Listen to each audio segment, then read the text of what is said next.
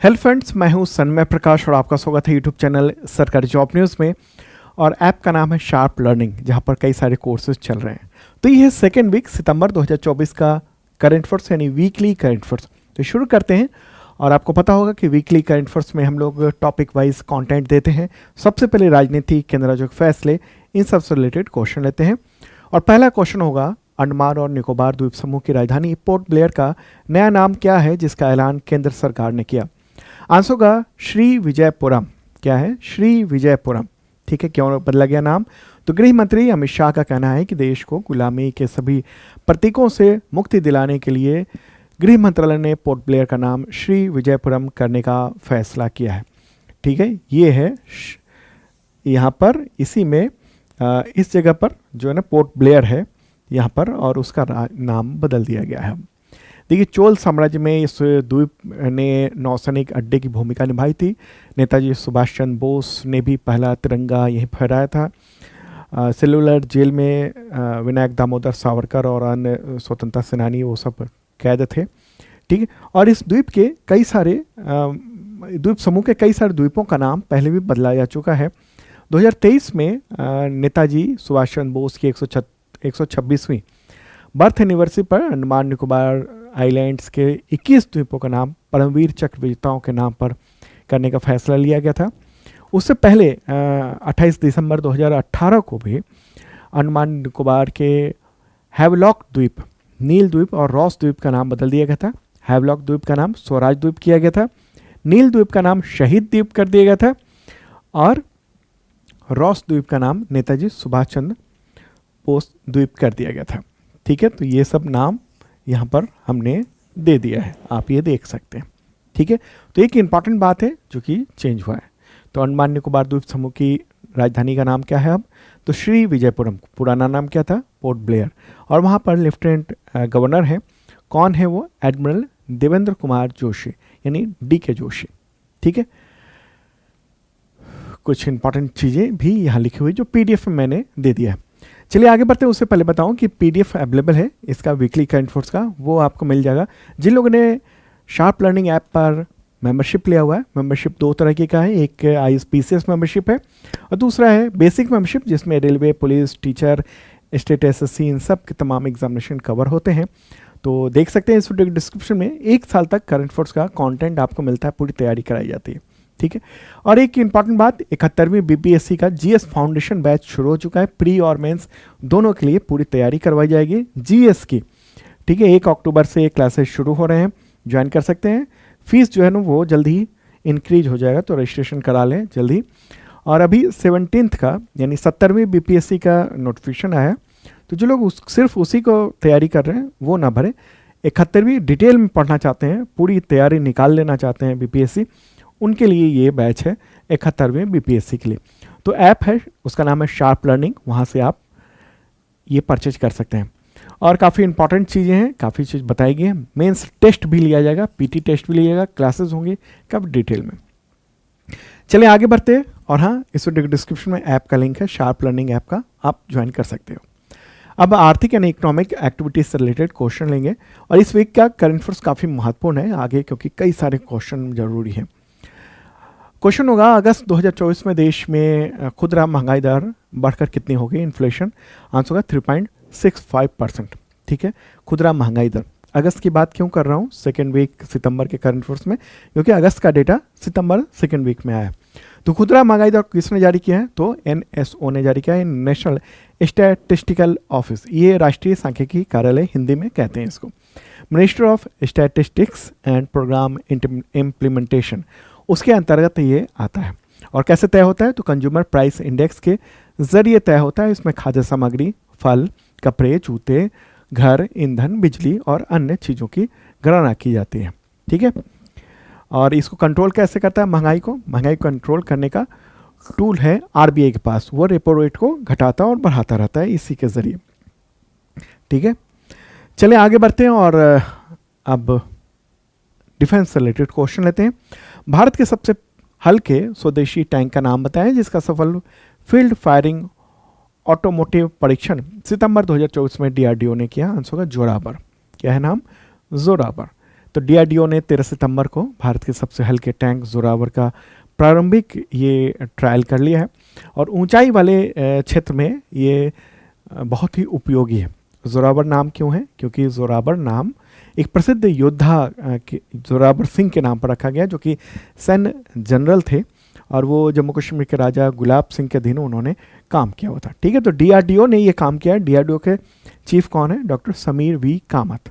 अगला question, Bharat Oman के बीच में संयुक्त सैन्य अभ्यास अल नज़ाह का आयोजन कहाँ पर हुआ है? आंसर को ओमान के सलालाह में। क्या है? सलालाह में, ओमान के सलालाह में। तो भारतीय सेना की 60 सैनिकों की टुकड़ी वहाँ पर गई थी और उसने वहाँ पर ये आयोजन किया। ये 3 से 26 सितंबर तक आयोजन हुआ है ओमान के सलालाह में। 5वां संस्करण था ये। पिछला संस्करण जो था ना वो राजस्थान के महाजन में आयोजित किया गया था। ठीक है, महत्वपूर्ण बात ये रही, हर 2 साल पे ये आयोजन होता है। ओमान भी देख लेते हैं मैप के जरिए। ये रहा अपना प्यारा भारत। ओमान कहाँ है? पश्चिम एशिया में है, इन वेस्ट एशिया, जिसको अमेरिका और यूरोप के लोग मिडिल ईस्ट कहते हैं। ठीक है, तो ओमान जो है ना वो इसी क्षेत्र में है।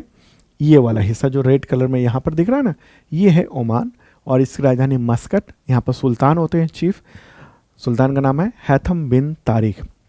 ओके, चलिए आगे बढ़ते हैं और अब इवेंट से रिलेटेड क्वेश्चन लेते हैं, आयोजन वगैरह। क्वेश्चन होगा, इंडिया एक्सपो मार्ट में सेमिकॉन इंडिया 2024 प्रदर्शनी का उद्घाटन किसने किया? आंसर होगा प्राइम मिनिस्टर नरेंद्र मोदी ने। 11 से 13 सितंबर तक 3 दिन का ये आयोजन था, ग्रेटर नोएडा में आयोजित किया गया था इंडिया एक्सपो मार्ट में। ठीक है, और ये दक्षिण पूर्व एशिया का सबसे बड़ा इलेक्ट्रॉनिक उद्योग मेला भी था। ठीक है, और जब इतनी बात हो रही तो सेमी कंडक्टर जो है उसमें भारत का क्या स्थान है? उभरता हुआ भारत खिलाड़ी है और इस क्षेत्र में जो चिप बाजार है, चिप किसको कहते हैं? जो आपके मोबाइल, कंप्यूटर, यहाँ तक कि कार में जो चिप लग रहे हैं ना, प्रोसेसर हैं, अलग अलग चिप हैं, वो सब। ठीक है, सेमी कंडक्टर कहेंगे। तो उसका 2026 तक चिप का बाजार जो है ना इस क्षेत्र में $55 बिलियन का होने वाला है। अनुमान ये है क्योंकि आने वाले वक्त में टेक्नोलॉजी और बेहतर होगी तो हमें ज़्यादा गैजेट्स की ज़रूरत होगी, तो सेमी कंडक्टर ज़्यादा चाहिए होगा और ये जो है ना 2030 तक $100 बिलियन को पार कर सकता है। इसलिए आत्मनिर्भर होना ज़रूरी है, इस वजह से ये आयोजन किया गया था। अब स्पोर्ट्स रिलेटेड क्वेश्चन लेंगे और पैरालंपिक गेम्स को लेंगे। कई सारे क्वेश्चन मिलेंगे यहाँ पर। पेरिस पैरालंपिक गेम्स 2024 में भारत ने कुल कितने मेडल जीते हैं? कितने मेडल हैं टोटल? आपको याद रखना है कितना है? 29। ठीक है, 29 मेडल हैं। और कितने मेडल कौन कौन से हैं? 7 गोल्ड है, 9 सिल्वर है और 13 ब्रॉन्ज मेडल जीते हैं। पेरिस पैरालंपिक गेम्स हुआ था ये 28 अगस्त से 8 सितंबर तक पेरिस में। ठीक है, फ्रांस की राजधानी पेरिस में। अगला क्वेश्चन लेते हैं, पेरिस पैरालंपिक गेम्स 2024 में सबसे ज़्यादा मेडल किस देश ने जीते हैं? आंसर होगा चीन। टोटल जो है ना वो 220 मेडल जीते, उसमें से 94 गोल्ड थे, 76 सिल्वर और 50 ब्रॉन्ज मेडल थे। सेकंड स्थान पर ग्रेट ब्रिटेन, थर्ड पे United states of America, fourth पे नीदरलैंड्स और भारत का स्थान था 18वां। बेहतर स्थान था, मतलब पिछले जो अगर आप देखेंगे पिछले जो पैरालंपिक गेम्स हुए हैं उसमें सबसे बेहतर ये स्थान था इस बार। 7 गोल्ड, 9 सिल्वर, 13 ब्रॉन्ज मेडल और टोटल 29 भारत का। अगला क्वेश्चन लेते हैं, पेरिस पैरालंपिक गेम्स 2024 का शुभंकर क्या था? शुभंकर की बात हो रही है, मस्कट। क्या था आंसर होगा इसका? The fridge. Okay, the fridge. Fridge जो है ना वो फ्रीजियन कैप कहिए उसको, फ्रेंच कैप है ये, और फ्रांसीसी जो क्रांति हुई थी ना उसका प्रतीक भी माना जाता है इसको। ये ओलंपिक का भी यही था शुभंकर और पैरालंपिक का भी यही शुभंकर रहा है। अब बात करते हैं आदर्श वाक्य क्या रहा, मोटो क्या रहा इस बार पैरालंपिक का। तो देखिए ओलंपिक का भी जो था मोटो वही इस बार का भी मोटो रहा है। क्या है? Games wide open. क्या है? गेम्स वाइड ओपन, ये रहा है। मतलब खेल ज़्यादा विशाल हों, अलग और ज़्यादा खुलेपन के साथ हों, पूरी तरह से खुले हुए। नेक्स्ट क्वेश्चन लेते हैं, पेरिस पैरालंपिक गेम्स 2024 के उद्घाटन समारोह में भारत के ध्वजवाहक कौन थे? 2 होते हैं, कौन कौन? सुमित अंतिल और भाग्यश्री जाधव। तो सुमित अंतिल जो हैं वो भाला फेंक यानी जेवलिन थ्रो के खिलाड़ी हैं और भाग्यश्री जाधव जो है शॉट पुट स्टार हैं।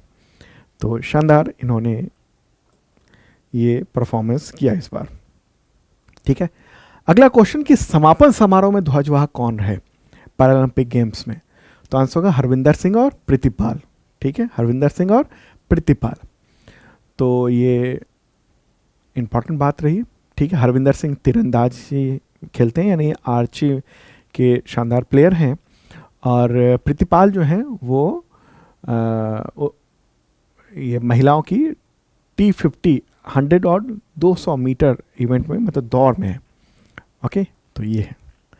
अब बात करते हैं क्वेश्चंस मेडल्स पर। क्वेश्चन होगा पेरिस पैरालंपिक गेम्स 2024 में भारत को पहला मेडल किस खिलाड़ी ने दिलाया? आंसर होगा अवनी लेखरा। क्या नाम है? अवनी लेखरा।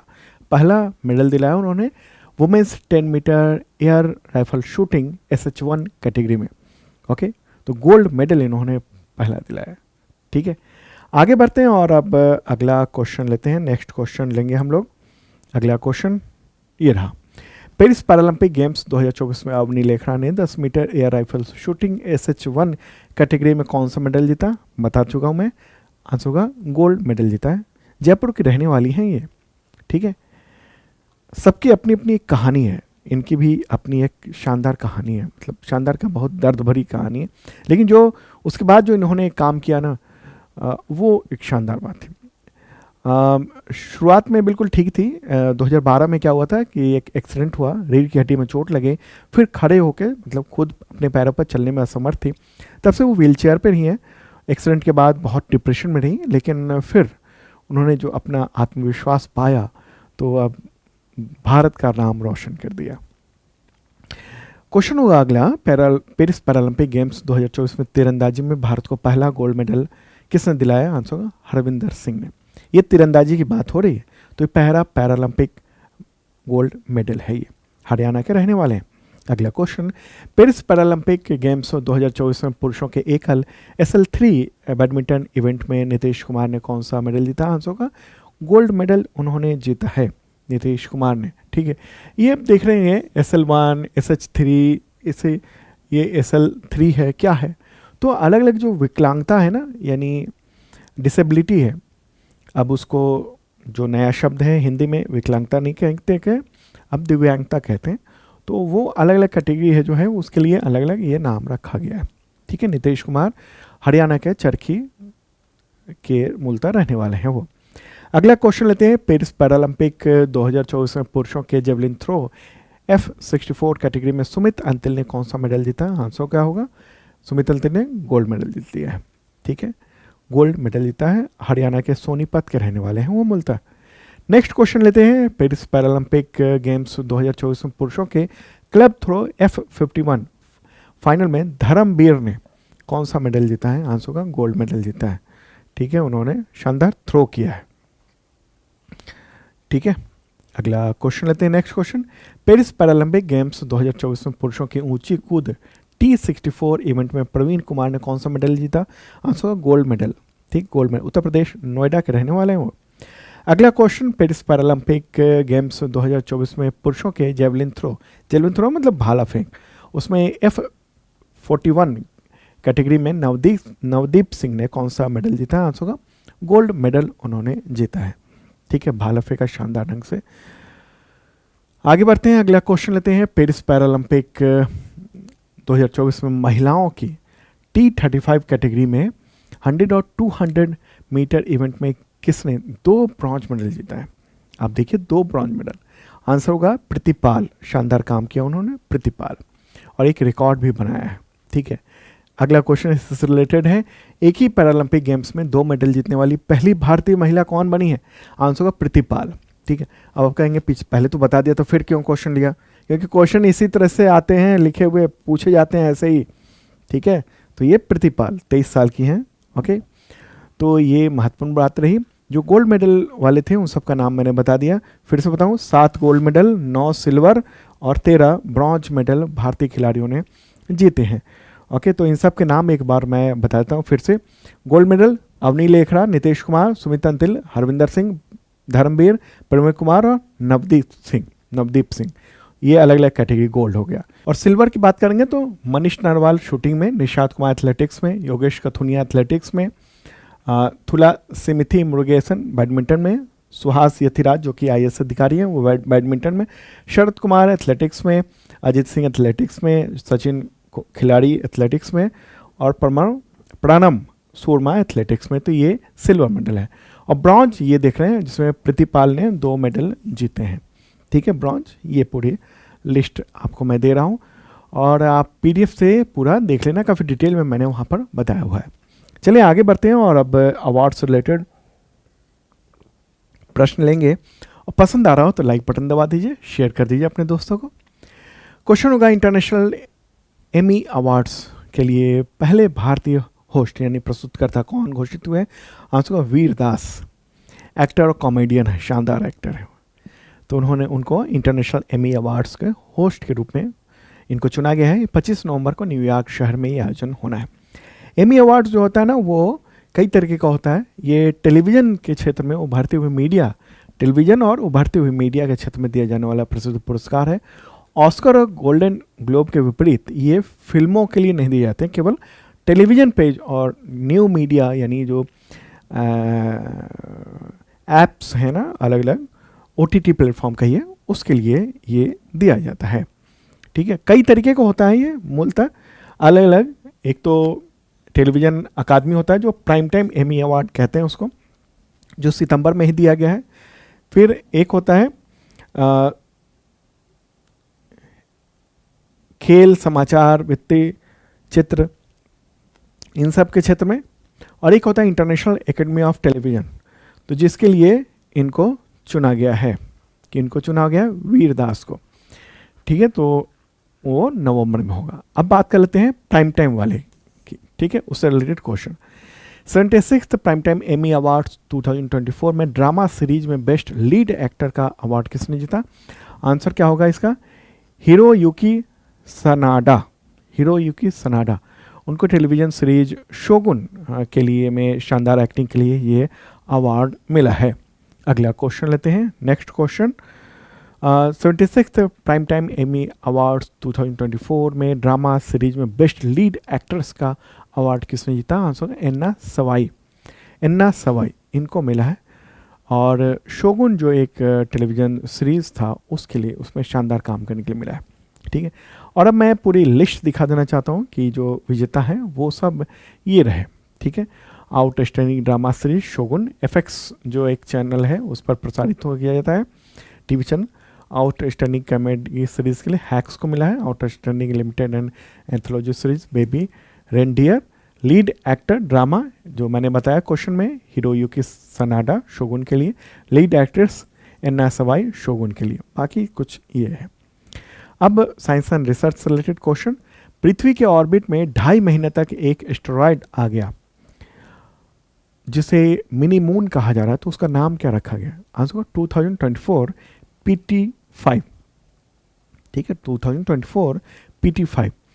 पृथ्वी को करीब 2.5 महीने के लिए एक छोटा सा चांद मिल गया है और ये मूलतः एस्टेरॉयड है जिसका नाम 2024 PT5 है। एक बार मैं दिखा देना चाहता हूँ। ठीक है, तो ये इस तरह से एस्टेरॉयड जो है ना वो इंटर हुआ पृथ्वी की ग्रेविटी में, अब फंसेगा यहाँ पर आके। कब फंसेगा ये पूरी तरीके से? तो ये देखिए, ये कुछ वक्त के लिए, अब जैसे मैं इसको दिखाऊं फिर से, ये आ रहा है, जुलाई में ही आ गया था और ये अभी घूम के फिर पृथ्वी का जो ऑर्बिट है उसमें फंस गया। कब? 29 सितंबर को। और फिर ये 29 सितंबर से लेकर और ये टिका रहेगा, रुका रहेगा नवंबर 25 नवंबर 2024 तक। ठीक है, उसके बाद फिर ये चला जाएगा और सूरज के करीब चला जाएगा। ओके, इसका डायमीटर लगभग 50 मीटर का है, लगभग 33 फीट का। घोड़ी की नाल सा पथ का आकार बनाएगा ये, इस तरीके से आगे बढ़ेगा और ये अर्थ के ग्रेविटी में आ जाएगा। तो इतने दिनों तक ये मिनी मून के रूप में ये काम करेगा। ठीक है, एस्टेरॉयड को मिनी मून क्यों नाम दिया गया है? क्योंकि ये चांद की तरह ही चक्कर लगाएगा कुछ वक्त के लिए। ठीक है, स्पीड बहुत कम है इसकी, तो लगभग 2 महीने, अब पूरा चक्कर भी नहीं लगा पाएगा, एक चक्कर भी नहीं लगा पाएगा और हम अपनी आँख से नहीं देख पाएंगे। उसके लिए नॉर्मल जो टेलीस्कोप है उससे भी नहीं देख पाएंगे, बहुत बढ़िया वाला टेलीस्कोप लगाना होगा तब आप उसको देख पाएंगे। ठीक है, क्या होता है एस्टेरॉयड? एस्टेरॉयड छोटे छोटे चट्टान के रूप में पिंड होते हैं जो सूरज के चारों ओर ये घूमते रहते हैं, और ये बर्फीली वस्तु हो सकती है, चट्टानी धातु हो सकती है। और हमारा जो सोलर सिस्टम है उसमें एक एस्टेरॉयड बेल्ट भी है। ये वाला जो बेल्ट देख रहे हैं ना, यहाँ वाला, ये एक बेल्ट भी है, एस्टेरॉयड का बेल्ट है, ये देख रहे हैं आप, ये इस जगह पर ये एस्टेरॉयड चल रहा है। और ये मंगल और बृहस्पति ग्रह के बीच में रहता है और फिर सूरज का परिक्रमा करता है। और ये हमारे लिए प्रोटेक्शन का काम करता है, क्योंकि सौर मंडल में हजारों की संख्या में ये एस्टेरॉयड मौजूद हैं। और जब तक ये एस्टेरॉयड अंतरिक्ष में होता है तो एस्टेरॉयड कहते हैं, लेकिन जैसे ही ये पृथ्वी के वायुमंडल में आता है तो मीटियोरॉयड कहा जाता है। छोटे छोटे मीटियोरॉयड पृथ्वी पर गिरते रहते हैं। बड़े वाले अगर गिर जाए तो बड़ा नुकसान हो जाता है, जैसा कि डायनासोर खत्म हो गया था। ठीक है, तो ये है एस्टेरॉयड, और ये हमें बचाने, प्रोटेक्ट करने का भी काम करता है। मतलब सोलर सिस्टम से बाहर से अगर कोई ऑब्जेक्ट आ रहा है तो पहले इसी में टकरा जाता है, ये जो है इस बेल्ट में ही टकरा जाता है और वहीं रुक जाता है। तो इससे क्या होता है, हमें खतरा, यानी पृथ्वी जो है ना वो बची रहती है। ठीक है, बड़ा खतरा है, क्योंकि डायनासोर युग तो इसी वजह से ख़त्म हो गया था। इस तरीके से एक टक्कर हो गई थी पृथ्वी पर, और उसकी वजह से क्या हो गया था, प्रलय आ गया था। अब निधन से रिलेटेड क्वेश्चन लेते हैं। किस पार्टी के तत्कालीन महासचिव सीताराम येचुरी का निधन हो गया 12 सितंबर 2024 को? इंपॉर्टेंट क्वेश्चन है। क्या होगा? भारतीय कम्युनिस्ट पार्टी मार्क्सवादी, यानी CPIM। ठीक है, CPIM कहेंगे। 72 ईयर के थे, और एम्स दिल्ली में उनका निधन हुआ, और फिर एम्स में ही उनका शरीर दान कर दिया गया रिसर्च के लिए। उन्होंने अपनी इच्छा जताई हुई थी पहले से, परिवार वालों ने भी डोनेट कर दिया, ठीक है, रिसर्च के लिए। इनके बारे में बताऊँ, 1970 के दशक में JNU के छात्र राजनीति के दौरान सक्रिय थे। बाद में फिर SFI में ही ज्वाइन किया उन्होंने, SFI के प्रेसिडेंट भी बने, CPIM के पोलित ब्यूरो के मेंबर बने, फिर वो महासचिव भी चुने गए। अब योजना से रिलेटेड क्वेश्चन। केंद्रीय कैबिनेट ने सितंबर 2024 में मिशन मौसम को मंजूरी दी। इस पर 2 वर्षों में कितना खर्च करने का अनुमान है? आंसर होगा 2000 करोड़ रुपए। कितना? 2000 करोड़ रुपए खर्चा होगा 2 वर्षों में, 2000 करोड़ रुपए, ताकि चक्रवात हो, बाढ़ हो, सूखा हो, हीट वेव हो, इन सब से जुड़ी हुई जो आपदाएं हैं उसको कंट्रोल किया जा सके। आप कहेंगे कंट्रोल कैसे कर लेंगे हम इन सब चीज़ों को? देखिए, भारत में हर तरह की आपदाओं की वजह से लगभग 10,000 लोगों की मौत हो जाती है। आप कहेंगे 10,000 लोग? हाँ, जैसे गर्मी बहुत ज़्यादा हो गई तो हीट स्ट्रोक हो गया, अचानक बाढ़ आ गई तो देखिए आप पूरा पूरा बह गया, ठीक है, केरल में, और ये पूरा नज़ारा हो रहा है। तो इन सब को मिशन मौसम का उद्देश्य यही कि जो जलवायु परिवर्तन हो रहा है ना, उससे जो नुकसान हो रहा है तो उसकी भविष्यवाणी पहले हो जाए। जिससे कि आप कहेंगे कि भविष्यवाणी का मतलब क्या हुआ? देखिए, हमारे उपग्रह है ना ढेर सारे, अब AI का भी यूज़ किया जाएगा। देखिए, आज से 25 साल 30 साल पहले की बात है, 30-40 साल पहले, जब हिंद महासागर में अगर कोई तूफान आता था तो उससे बहुत सारे कैजुअलिटी होती थी, बहुत सारी मौतें होती थी। लेकिन अब क्या होता है, लोगों को हटा लिया जाता है, पहले ही पता चल जाता था। ऐसे ही भविष्यवाणी के सटीक और भी किया जाएगा। जैसे ये जो केरल में जो हुआ था, फ्लश हो गया पूरा पहाड़, और गांव में कई गांव बह गए थे, दब गए, बहुत लोगों की मौत हो गई। इसका पहले ही पता चल जाए तो गांव से लोगों को हटा लिया जाएगा। या फिर क्या किया जाएगा, बारिश को कहीं और करवा दिया जाएगा जहाँ से नुकसान ना हो। ठीक है, तो क्लाउड सीडिंग, और जहाँ बारिश ज़्यादा होने वाली उसको भी तितर बितर करने की पूरी योजना बनाई हुई है। ठीक है, तो ये सब किया जाएगा। ये कुछ चीज़ें मैंने यहाँ पर पॉइंट दे दी है, काफ़ी डिटेल में ये पढ़ना चाहिए आपको। तो मैंने करंट अफेयर्स के वीडियो में बनाया हुआ डेली वाले में, वैसे PDF में काफ़ी डिटेल में है, वहाँ वीडियो का लिंक भी आपको मिल जाएगा। ठीक है, चलिए, ये सब कुछ इंपॉर्टेंट चीज़ें। और हाँ, मौसम GPT का भी बनाया जा रहा है ताकि उससे ही कंट्रोल किया जा सके बहुत सारी चीज़ों को। क्लाउड सीडिंग किया जाएगा। अब अंतर्राष्ट्रीय संगठन को देखते हैं, उससे रिलेटेड क्वेश्चन। किस देश को ब्रिक्स न्यू डेवलपमेंट बैंक यानी NDB का 10वां सदस्य बनाया गया? आंसर होगा अल्जीरिया। ठीक है, अल्जीरिया को इसमें शामिल कर लिया गया है। ओके, ब्रिक्स बैंक क्या होते हैं? ब्रिक्स बैंक को स्थापित किया गया था ब्रिक्स देशों के द्वारा, ब्राज़ील, रूस, भारत, चीन और दक्षिण अफ्रीका के द्वारा 2014 में। ये इंफ्रास्ट्रक्चर, उभरती हुई अर्थव्यवस्थाओं में इनोवेशन, कटिंग एज टेक्नोलॉजी के माध्यम से तेज डेवलपमेंट की सहायता के लिए गठित किया गया था। और इसमें फिर 2021 में बांग्लादेश, संयुक्त अरब अमीरात और उरुग्वे को शामिल किया गया था। मार्च 2024 में मिस्र को भी शामिल कर लिया गया था और सितंबर में अभी अल्जीरिया को इसका सदस्य बना दिया गया है। ठीक है, ये बैंक की बात हो रही है। ओके, ब्रिक्स के सदस्य की बात में, ब्रिक्स में कितने सदस्य हैं, कौन कौन से हैं? तो देखिए, ब्राज़ील है, रशिया है, इंडिया है, चाइना है, साउथ अफ्रीका है। तो ये तो पहले से थे। इसके अलावा Iran, Egypt, Ethiopia, United Arab Emirates, ये जो है टोटल मतलब 9 हो गए हैं ये। ठीक है, प्रेसिडेंट कौन है? डिल्मा रूसेफ, हेडक्वार्टर है शंघाई, चाइना में। और रीजनल ऑफिस है इसके, रीजनल ऑफिस जो है ना टोटल 4 हैं। हेडक्वार्टर तो चाइना में हो गया, रीजनल ऑफिस है एक जोहान्सबर्ग दक्षिण अफ्रीका में, दूसरा है साओ पॉल ब्राज़ील में, तीसरा है गिफ्ट सिटी गुजरात में, और चौथा है मॉस्को रूस में। अब एनवायरनमेंट से रिलेटेड क्वेश्चन लेंगे। पर्यावरण, भारत की दूसरी सबसे बड़ी तितली प्रजाति साउथर्न बर्ड विंग कहाँ पर पाई गई? आंसर मदुरई, तमिलनाडु में। ठीक है, वहाँ पर इसको ढूंढा गया है। ठीक है, इसके पंख का फैलाव 140 से 190 मिलीमीटर है। अच्छा, भारत की सबसे बड़ी तितली का नाम क्या है? Golden bird wing. ठीक है, क्या है? Golden bird wing. और दूसरी जो है वो है साउथर्न बर्ड विंग। अब विदेश से रिलेटेड क्वेश्चन लेते हैं। बांग्लादेश में शेख हसीना के तख्तापलट के बाद पहली आर्थिक मदद किस देश के विकास संस्था ने की? आंसर यूएसए, अमेरिका का जो यूएसएड नाम का एक संगठन है उसी ने ये मदद की है। और इसमें विजिट भी किया इन्होंने, ये खास व्यक्ति है, इनका नाम है डोनाल्ड लू। ये अमेरिकी विदेश विभाग के south and middle Asia bureau के सहायक विदेश मंत्री हैं, या कहें सहायक विदेश सचिव हैं। तो और लू पर ही बांग्लादेश और पाकिस्तान में तख्तापलट करवाने का आरोप लग चुका है, हालांकि अमेरिका इनकार करता रहा है। ठीक है, और जो तूफान मचा बांग्लादेश में तो भागना पड़ा वहाँ से शेख हसीना को इस्तीफ़ा देकर, और उसके बाद फिर वहाँ चीफ एडवाइज़र बनाया गया जो कि प्रधानमंत्री के समतुल्य है, मोहम्मद यूनुस। आगे बढ़ते हैं और अगला क्वेश्चन लेते हैं। नेक्स्ट क्वेश्चन लेंगे हम लोग। किस देश के सर्वोच्च नेता अयतुल्ला खामनेई ने भारतीय मुसलमानों की स्थिति की तुलना म्यांमार और गजा से की, जिसका भारत सरकार ने अस्वीकार बताया जिसको, और कहा कि पहले अपना रिकॉर्ड तो देख लो तब टिप्पणी करना। आंसर होगा ईरान। ठीक है, ईरान। खामनेई ने अल बल बहुत सारी बातें कही थी।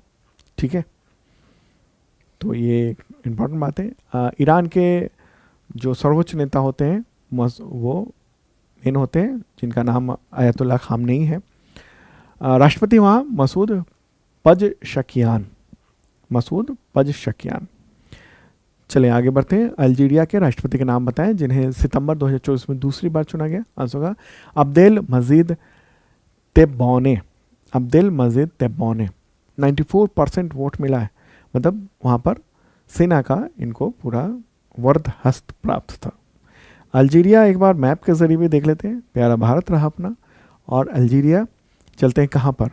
वो है अफ्रीकी देश है और उत्तरी अफ्रीका में है। ठीक है, ये रेड कलर में देख रहे हैं अल्जीरिया है। इसकी राजधानी अल्जीरियस है। राष्ट्रपति जो फिर से चुन लिए गए हैं अब्देल मजीद तेब्बोने, और ये अभी अभी ब्रिक्स न्यू डेवलपमेंट बैंक का भी सदस्य बना है देश। ठीक है, पड़ोसी देश की बात करेंगे तो ये लीबिया हो गया, ठीक है, ट्यूनीशिया हो गया, नाइजर हो गया, माली हो गया, मॉरिटानिया हो गया, मोरक्को हो गया। ठीक है, अब दिवस से रिलेटेड महत्वपूर्ण क्वेश्चन लेते हैं। अंतर्राष्ट्रीय लोकतंत्र दिवस कब मनाया जाता है? लोकतंत्र दिवस आंसर होगा 15 सितंबर को। ठीक है, 15 सितंबर को ये दिवस मनाया जाता है और संयुक्त राष्ट्र के द्वारा घोषित है। नेक्स्ट क्वेश्चन, विश्व प्राथमिक चिकित्सा दिवस कब मनाया जाता है? आंसर होगा सितंबर के दूसरे शनिवार को, और 2024 में यह दिन कब आया है? 14 सितंबर को। और इस बार की थीम क्या है? प्राथमिक चिकित्सा और खेल, फर्स्ट एड एंड स्पोर्ट्स। अगला क्वेश्चन, राष्ट्रीय हिंदी दिवस कब मनाया जाता है? आंसर होगा 14 सितंबर को। ठीक है, राष्ट्रीय हिंदी दिवस। ओके, क्यों? क्योंकि इसी दिन 1949 में 1949 में संविधान सभा ने एक मत से ये निर्णय लिया था कि हिंदी ही भारत की राजभाषा होगी, यानी ऑफिशियल लैंग्वेज होगी। और ये हिंदी भाषा राज्यों में कम्युनिकेशन के लिए उपयोग की जाएगी। अंग्रेजी सहयोगी आधिकारिक भाषा होगी। ठीक है, और राज्यों के साथ इस्तेमाल करने में अंग्रेजी का इस्तेमाल किया जाएगा। ओके, तो ये आधिकारिक भाषा की बात हो रही है। ठीक है, राजभाषा की बात यानी ऑफिशियल लैंग्वेज की बात हो रही है। ठीक है, राष्ट्रभाषा अभी कुछ भी नहीं है, नेशनल लैंग्वेज नहीं है, अभी कोई भी तय नहीं है, और न हो सकता है, मुझे लगता है ऐसा, क्योंकि भारत विविधताओं का देश है। ठीक है, बहुत सारे लैंग्वेज, हर चीज़ में एक देश एक चीज़ कह देना तो सही नहीं होगा। अगला क्वेश्चन है, भारत में अभियंता दिवस यानी इंजीनियर्स डे कब मनाया जाता है? आंसर होगा 15 सितंबर को। और थीम क्या है? एक टिकाऊ विश्व के लिए इंजीनियरिंग समाधान, ये है थीम। और ये दिवस मनाया जाता है डॉक्टर एम विश्वेश्वरैया उनकी जन्म तिथि पर। अगला क्वेश्चन, अंतर्राष्ट्रीय लोकतंत्र दिवस कब मनाया जाता है? आंसर होगा 15 सितंबर को लोकतंत्र दिवस मनाया जाता है। तो ये था ये सेकेंड वीक का सितंबर का ये करंट अफेयर्स आप सबके लिए, और इसका पीडीएफ अवेलेबल है। जिन लोगों ने मेंबरशिप लिया हुआ है आईएसपीसीएस या फिर ये बेसिक मेंबरशिप, तो वो देख सकते हैं। मेंबरशिप के ज़रिए 1 साल तक करंट अफेयर्स का कंटेंट मिलता है, पीडीएफ मिलता है, वीडियो का लिंक भी लगे होते हैं उसमें। और एक और बात, 71st बीपीएससी का जीएस फाउंडेशन बैच लॉन्च हो चुका है। 1 अक्टूबर से क्लासेस शुरू हो रही हैं, तो ज्वाइन कर सकते हैं।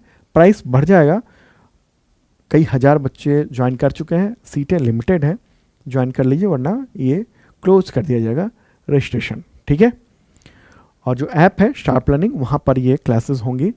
ये 10 महीने में पूरा कोर्स कराया जाएगा, पीटी और मेंस दोनों का।